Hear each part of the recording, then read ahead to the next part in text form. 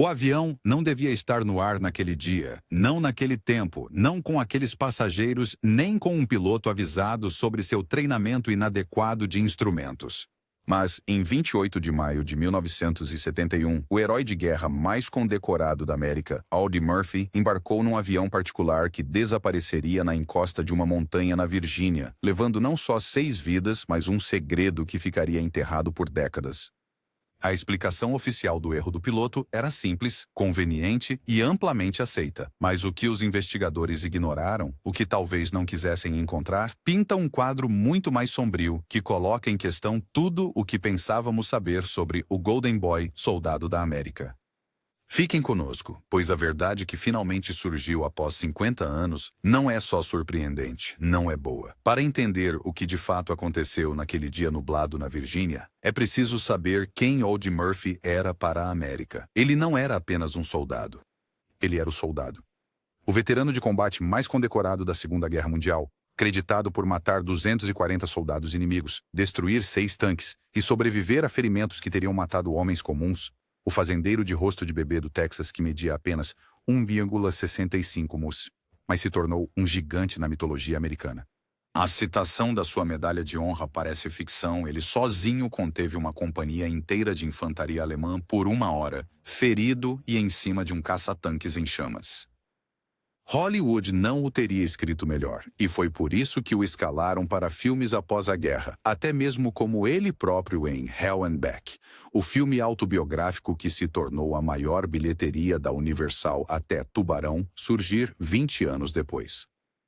Murphy era o herói americano perfeito quando a América mais precisava, o filho pobre e sem instrução de meeiro que lutou pela glória com pura determinação e coragem quase sobrenatural. Seu belo rosto estampou a capa da revista Life antes de voltar da Europa. Nos anos 50, ele já era uma estrela de cinema legítima, com mais de 40 filmes, um rancho enorme no Vale de San Fernando e uma linda esposa atriz. No papel, Audie Murphy vivia a história de sucesso americana definitiva. Mas por trás daqueles olhos azuis penetrantes e daquele sorriso tímido e juvenil, espreitava algo completamente diferente. Algo que a maioria dos americanos nunca viu. Algo que começou muito antes daquela fatídica viagem de avião. As primeiras rachaduras na armadura surgiram imediatamente após a guerra. Enquanto os cinejornais mostravam um Murphy sorridente, acenando, aceitando honrarias e assinando contratos de filmes, suas noites contavam uma história diferente. Já em 1945, meses após retornar da Europa, Murphy sentia o que hoje reconhecemos como TEPT grave. Ele dormia com uma pistola Walter alemã carregada sob o travesseiro, acordando e apontando-a para as sombras ou para a própria esposa. Em 1947, segundo amigos que compartilhavam a morada com ele, seus pesadelos eram tão graves que ele passou a dormir no chão do seu banheiro, o único cômodo pequeno o suficiente e com superfícies duras o bastante para lembrá-lo da segurança relativa de uma trincheira. Esses episódios eram cuidadosamente escondidos do público. Murphy raramente falava deles, a não ser em termos vagos. "Não gosto mais de barulhos altos", disse ele a um repórter que perguntou se sentia falta de combate.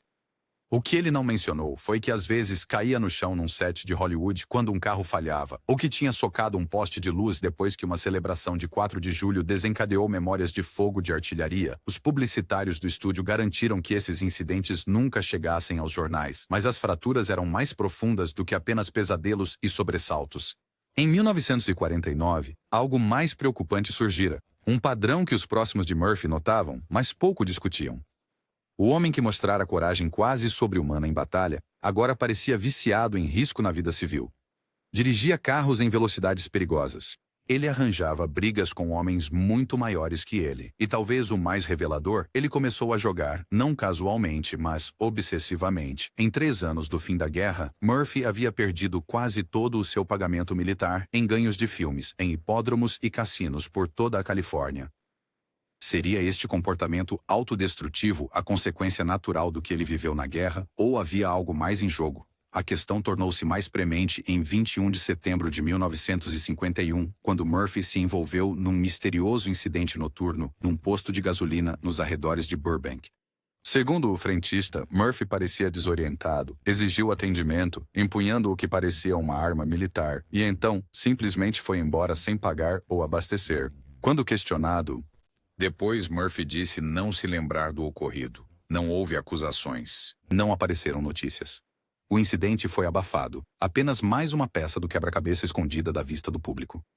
Em 1954, quando Murphy começou a filmar Para o Inferno e de Volta, seus demônios pessoais haviam se tornado mais difíceis de esconder.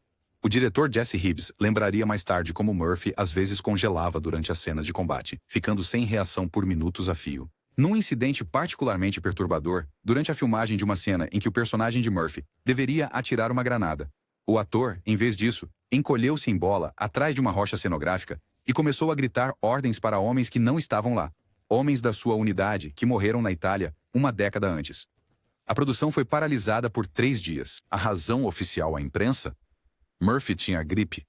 Esses incidentes poderiam ter sido lutas privadas, preocupantes, mas no fundo, batalhas pessoais de um homem lidando com as sequelas psicológicas de um trauma extraordinário. Mas algo mais acontecia na vida de Murphy nesse período, algo que se provaria crucial para entender o mistério de sua morte. Em 1956, registros financeiros e investigações posteriores revelaram que Murphy tinha desenvolvido ligações a figuras com laços ao crime organizado em Las Vegas e Los Angeles. Estas não eram apenas relações casuais. Eram emaranhados financeiros centrados nas crescentes dívidas de jogo de Murphy e na sua crescente desesperação para manter o estilo de vida que a sua fama exigia. Um nome em particular aparece repetidamente nos registros pessoais de Murphy deste período: Mickey Cohen, o notório gangster de Los Angeles que controlava grande parte das operações de jogo da cidade na era pós-guerra. Registros telefônicos mostrariam mais tarde que, entre 1957 e 1960, Murphy fez pelo menos 73 chamadas para números associados às operações de Cohen. O que eles discutiram permanece em grande parte desconhecido, mas a situação financeira de Murphy durante este período oferece um contexto convincente. Em 1958, apesar de estrelar em filmes de sucesso e ganhar o que deveria ser uma vida confortável, Murphy estava praticamente falido e, pior, endividado com pessoas que não aceitavam desculpas por falta de pagamento. A situação intensificou-se a 19 de junho de 1959, quando Murphy foi observado por um policial de folga envolvido numa discussão acalorada com 2 homens não identificados fora do restaurante Chasen's em West Hollywood. O policial, reconhecendo o famoso ator, aproximou-se para perguntar se estava tudo bem. Segundo seu relatório posterior, Murphy sorriu, assinou um autógrafo e garantiu-lhe que era só uma divergência por um papel no cinema. Os homens partiram separadamente e o incidente parecia resolvido. Mas o que o oficial não sabia é que no bolso do casaco de Murphy havia uma nota promissória assinada naquela noite por $62 mil, equivalente a mais de $500 mil hoje, com termos que nenhum banco legítimo jamais ofereceria. No início dos anos 60, a carreira de Murphy começava a declinar. Os filmes de guerra que foram seu ganha-pão tinham menos procura, e atores mais jovens reivindicavam os papéis que um dia poderiam ter sido deles. Seu casamento com a atriz Wanda Hendricks terminara em divórcio, com Hendricks mais tarde alegando que o TEPT não tratado de Murphy e os pesadelos violentos tornaram a vida deles juntos impossível. Seu segundo casamento com a comissária Pamela Archer também mostrava problemas. Foi nesse período que investigadores acreditam que Murphy tomou uma decisão fatídica, que desencadearia a série de eventos que o levou àquela montanha enevoada na Virgínia. Enfrentando a ruína financeira, lutando contra o que era provavelmente TPT não diagnosticado e preso numa teia de obrigações com homens perigosos, Murphy supostamente concordou em ajudar a facilitar o transporte de lucros de jogos de azar ilegais entre Las Vegas e operações da Costa Leste. Seu status de herói nacional o tornava um mensageiro ideal. Quem suspeitaria de Audie Murphy de atividade criminosa? Segundo registros financeiros e depoimentos de testemunhas que só vieram à tona décadas depois, entre 1962 e 1968, Murphy fez pelo menos 14 viagens a Las Vegas, Miami e Nova York, voltando sempre com bem mais bagagem do que quando partiu. Nenhuma dessas viagens correspondia a trabalho de cinema ou aparições oficiais, e após cada viagem, apesar de sua precária situação financeira, Murphy fazia grandes depósitos em dinheiro em sua conta bancária sempre a descoberto ou pagamentos substanciais em sua propriedade no Texas. Mas estaria o soldado americano mais condecorado realmente envolvido em atividades criminosas? A evidência, embora circunstancial, é convincente em sua totalidade. Registros bancários mostram que, neste período, Murphy depositou mais de $215 mil em dinheiro sem fonte legítima clara. Suas declarações de imposto, examinadas por investigadores, não mostram renda declarada. Passam-se non morn. e isso explicaria esses depósitos. E o mais revelador, arquivos do FBI desclassificados em 2003 revelam que Murphy estava numa lista de vigilância de suspeitos com laços com o crime organizado, embora nenhuma investigação formal tenha sido lançada, provavelmente devido ao seu status de herói de guerra. Para os céticos sobre estas alegações, vale considerar o contra-argumento de que os depósitos de Murphy vieram de renda legítima, mas não declarada de aparições pessoais ou negócios paralelos. Esta explicação, contudo, não explica o padrão de viagens e depósitos imediatos de dinheiro, nem as declarações de Murphy a amigos sobre sua má situação financeira na época. Como um associado recordou, Aldi me disse que estava sem um tostão em 63, mas de repente quitou seu rancho. Quando o questionei, ele só disse: tive sorte em Vegas. Mas Aldi era o jogador mais azarado que já conheci. Em 1970, algo mudara na relação de Murphy com seus associados criminosos. Registros telefônicos mostram um aumento acentuado nas chamadas entre Murphy e co-associados conhecidos, mas o tom aparentemente havia mudado. Segundo uma testemunha que se apresentou depois, Murphy foi ouvido a discutir alto ao telefone no escritório do agente, dizendo: já chega, tem que parar, consintetizar a coisa do original.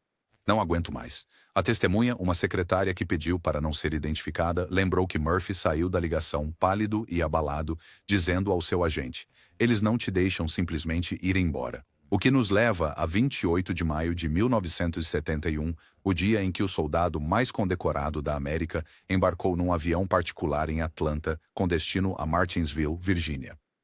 O tempo estava ruim, com muita nebulosidade e chuva prevista. O piloto, Ben Dilley, havia sido avisado repetidamente sobre sua inadequada habilitação por instrumentos, o que significava que ele não estava devidamente certificado para voar em condições onde a navegação visual era impossível. No entanto, de alguma forma, o voo foi liberado para partir. Além de Murphy e Dilley, o avião transportava 4 empresários, supostamente incluindo pelo menos um indivíduo com ligações documentadas a jogos na costa leste. O propósito declarado deles era procurar propriedades de investimento perto de Martinsville, um destino curioso com pouco potencial de investimento óbvio, particularmente para homens de suas origens. O avião nunca chegou. Aproximadamente às 12h30, a aeronave caiu na montanha Brush, perto de Roanoke, Virgínia. O impacto e o incêndio subsequente destruíram o avião e mataram todos os 6 ocupantes instantaneamente. A investigação oficial do NTSB concluiu que a causa foi erro do piloto, especificamente a decisão de Dilley de voar em condições climáticas adversas conhecidas, apesar da sua falta de certificação adequada. Caso encerrado. Uma tragédia, mas uma sem complicações. Foi aí que a história permaneceu por décadas. Mas em 1999, algo inesperado aconteceu que acabaria por reabrir este caso aparentemente encerrado. Um agente aposentado do FBI chamado Samuel Davidson estava com câncer terminal. Antes de sua morte, ele contatou um jornalista com uma alegação chocante. A investigação do acidente de Murphy tinha sido deliberadamente encurtada.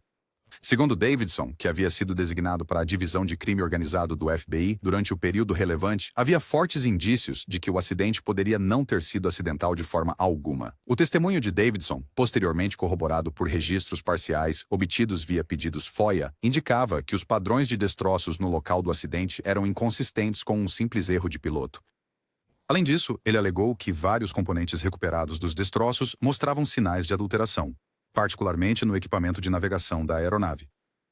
O mais explosivo, Davidson afirmou que havia recebido ordens pessoais para abandonar certas linhas de investigação relacionadas ao acidente, especificamente aquelas que ligavam os passageiros a figuras do crime organizado em Las Vegas e Miami. Davidson dizia a verdade, ou seriam estas só as alegações dramáticas de um moribundo buscando atenção? É aqui que a prova se torna bem convincente, porque, após as alegações de Davidson, investigadores independentes começaram a analisar mais de perto o acidente e os eventos que o cercam. A primeira prova que apoia as afirmações de Davidson vem dos registros de manutenção do avião. Documentos não da investigação original do NTSB, mas revelados por pedidos FOIA, indicam que a aeronave passou por manutenção 2 dias antes do voo fatal. O mecânico Thomas Wilcox, que fez o serviço, apresentou um relatório padrão, indicando que todos os sistemas estavam funcionais. Mas o que investigadores ignoraram foi um bilhete manuscrito no verso da cópia pessoal do relatório de Wilcox, achado entre seus pertences após sua morte em 1995. O bilhete dizia: pressão do escritório para assinar, desconfortável com calibração de navegação, mandaram-me cuidar da minha vida. Este bilhete A citação, por si só, poderia ser descartada como ambígua, mas, combinada com a análise metalúrgica do equipamento de navegação recuperado, revelou mais tarde ganha muito mais significado. Em 2001, usando tecnologia não disponível na época da investigação original, a análise do equipamento de localização recuperado revelou calibração deliberada. Essencialmente, os instrumentos estariam dando ao piloto informações incorretas sobre sua localização e altitude. Isso não foi um mau funcionamento, foi sabotagem. Depois, há a questão do plano de voo. De acordo com o registro oficial, o piloto Dilley apresentou um plano de voo visual padrão para a viagem de Atlanta a Martinsville, mas os registros do controle de tráfego aéreo de Atlanta, acessados através de um pedido FOIA subsequente, mostram algo estranho. Dilley, de fato, registrou 2 planos de voo naquela manhã. O primeiro, submetido às 7h15, listava Roanoke, Virgínia, como destino, não Martinsville. Este plano foi retirado às 8h22 e substituído pelo de Martinsville. Por que a mudança? E por que essa discrepância nunca foi mencionada no relatório do NTSB? Talvez o mais condenatório seja a evidência sobre o próprio piloto. Ben Dilley tinha sido avisado repetidamente sobre voo por instrumentos, dada a sua falta de certificação adequada. No entanto, no dia do acidente, ele recebeu um briefing meteorológico indicando que as condições exigiriam navegação por instrumentos. A decisão racional teria sido adiar o voo. Em vez disso, Dilley não só prosseguiu, mas, de acordo com o registro sobrevivente de sua comunicação com o controle de tráfego aéreo, ele realmente solicitou uma rota que o levaria diretamente através do pior do sistema meteorológico, uma decisão tão inexplicável que o controlador até a questionou na hora. Dilley era incompetente, ou estava ele sob pressão para voar independentemente das condições? Uma pista tentadora surgiu em 2005, quando a viúva de Dilley, numa entrevista a um documentarista, revelou que o marido recebeu um telefonema na noite anterior ao voo que o deixou visivelmente abalado, segundo a senhora. Dilley, com 89 anos à época, o marido lhe disse: "Não se diz não a essa gente." Ao perguntar o que ele queria dizer, ele mudou de assunto e nunca mais explicou. Então, o que concluímos de tudo isso? Juntas, as evidências apontam para uma possibilidade perturbadora. O acidente que matou Audie Murphy pode não ter sido um simples acidente, mas um ato deliberado. Um ato planejado para silenciar um homem que sabia demais e estava potencialmente pronto para falar. Mas há outra possibilidade que devemos considerar. É possível que, apesar de ter havido adulteração na aeronave, o alvo não fosse Murphy, mas um dos outros passageiros. Talvez alguém envolvido nas mesmas empresas criminosas que se tinha tornado um estorvo. Murphy pode ter sido apenas dano colateral, no lugar e hora errados, num voo que nunca deveria ter chegado ao destino. Essa teoria tem mérito, especialmente quando consideramos que um dos outros passageiros, Claude O'Shields, tinha sido recentemente questionado por investigadores do IRS sobre certas transações em dinheiro relacionadas aos seus interesses comerciais na Geórgia e na Flórida. De acordo com registros tornados públicos em 2010, O'Shields recebeu notificação formal de auditoria iminente uma semana antes do voo fatal. Mas essa teoria alternativa tem fraquezas significativas. Mais importante, não leva em conta o comportamento cada vez mais errático do próprio Murphy nos meses antes do acidente. Segundo pessoas próximas, Murphy havia se tornado paranoico, mudando o telefone e verificando o carro em busca de escutas. Ele também, segundo sua viúva Pamela, havia começado a organizar papéis pessoais e falado em acertar tudo antes que fosse tarde demais. Estas não são as ações de um homem que, por acaso, estava no voo errado. São as ações de alguém que temia por sua segurança. Audie Murphy foi assassinado? O soldado mais condecorado da América foi silenciado porque estava prestes a expor uma operação criminosa que o havia envolvido anos antes? A evidência, embora não conclusiva, é substancial o suficiente para que não possamos mais aceitar a simples explicação de erro do piloto que perdurou por décadas. Considere o momento, a crescente paranoia de Murphy no início de 71, seus comentários a amigos sobre consertar as coisas, o relatório de manutenção suspeito, o plano de voo alterado, a decisão inexplicável de voar para o mau tempo, o padrão de destroços inconsistente com simples erro de piloto, a adulteração do equipamento de navegação, as ligações de Murphy com o crime organizado desde o fim dos anos 50, seu histórico como mensageiro de grandes somas de dinheiro entre estados e, por fim, o testemunho de um Um agente do FBI que alega que a investigação foi deliberadamente interrompida. Houve um encobrimento? E se sim, por quê? A explicação mais provável está no status único de Murphy na cultura americana. Para as autoridades reconhecerem que o herói de guerra mais condecorado da América, a personificação viva da bravura da geração grandiosa, esteve envolvido em atividade criminosa e depois potencialmente assassinado por figuras do crime organizado, teria sido um golpe devastador para o moral nacional. Era mais simples, mais limpo deixar a história ser a de um acidente trágico, erro do piloto e mau tempo. Um fim triste, mas não escandaloso. Mas a verdade, como muitas vezes acontece, acaba por vir à tona. E a verdade sobre Audie Murphy, sobre as suas lutas, os seus compromissos e, em última análise, a sua morte não é apenas surpreendente, não é boa. Após o acidente, Murphy foi lamentado como herói. Seu funeral, em 7 de junho de 1971, no Cemitério Nacional de Arlington, reuniu milhares, incluindo líderes militares e celebridades de Hollywood. O presidente Nixon enviou um representante pessoal. Murphy foi sepultado com honras militares. Seu túmulo, em Arlington, é o segundo mais visitado anualmente, atrás apenas do presidente Kennedy. A morte dele foi tratada como um acidente trágico, um herói nacional levado cedo demais por circunstâncias além do controle de qualquer um. Os jornais publicaram obituários respeitosos, focando em suas conquistas militares e sua carreira no cinema, fazendo apenas referências passageiras às suas lutas contra a insônia ou o difícil ajuste à vida civil. Não se mencionou seus problemas financeiros, seu vício em jogo ou suas ligações com o crime organizado. O Audie Murphy que a América enterrou naquele dia ainda era o herói ideal que precisavam, mas talvez a verdadeira tragédia da vida e morte de Audie Murphy não resida na possibilidade de ter sido assassinado, mas no que sua história nos diz sobre como a América trata e falha com seus heróis.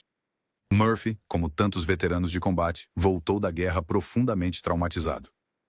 Ele sofria do que hoje reconhecemos como TEPT, numa época em que tais condições eram mal compreendidas e frequentemente descartadas como fraqueza. Em vez de ajuda, foi exibido como símbolo da força e resiliência americanas, esperado para encarnar um heroísmo em paz que se tornou insustentável, quando recorreu à automedicação com riscos, jogos de azar e, por fim, alegadas associações criminosas. Não foi porque tivesse mudado do jovem que demonstrou tamanha coragem em batalha.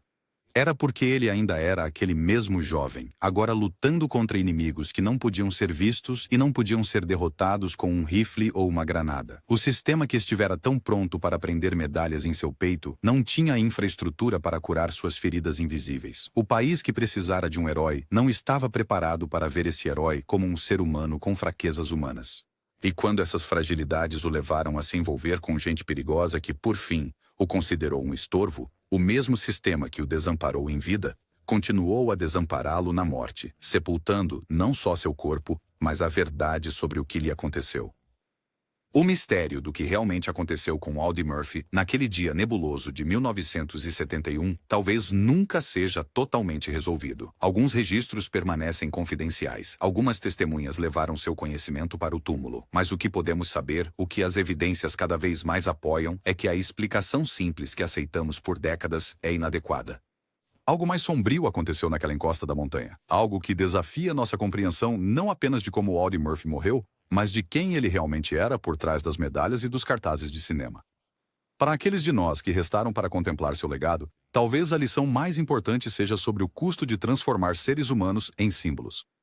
Murphy era um jovem fazendeiro do Texas que fez coisas extraordinárias a serviço do seu país. Mas quando essa nação precisou que ele permanecesse extraordinário, que fosse um cartaz de recrutamento vivo, um herói simples num mundo complicado, negou-lhe o direito humano de lutar, de falhar, de precisar de ajuda. Se esta história te perturba, se ela muda a forma como você pensa, não só sobre Audie Murphy, mas sobre todos os homens e mulheres que pedimos para lutar nas nossas guerras e depois esperamos que voltem para casa inalterados, você não está sozinho. As questões levantadas aqui não são apenas sobre a morte misteriosa de um homem, são sobre a nossa responsabilidade coletiva para com aqueles que servem. Se achou esta investigação valiosa, considere apoiar nosso trabalho curtindo o vídeo e se inscrevendo no canal. Seu apoio nos permite investigar histórias como a de Murphy, histórias talvez incômodas, mas que precisam ser contadas. E se você tiver Se tiver opiniões sobre Audie Murphy, sobre o que de fato ocorreu na montanha, ou como tratamos nossos veteranos, deixe-as nos comentários. Às vezes, as conversas cruciais começam ali. Se você ou alguém que conhece é um veterano com TPT ou outros desafios de saúde mental, saiba que há ajuda disponível pela linha de crise para veteranos e outros serviços de apoio.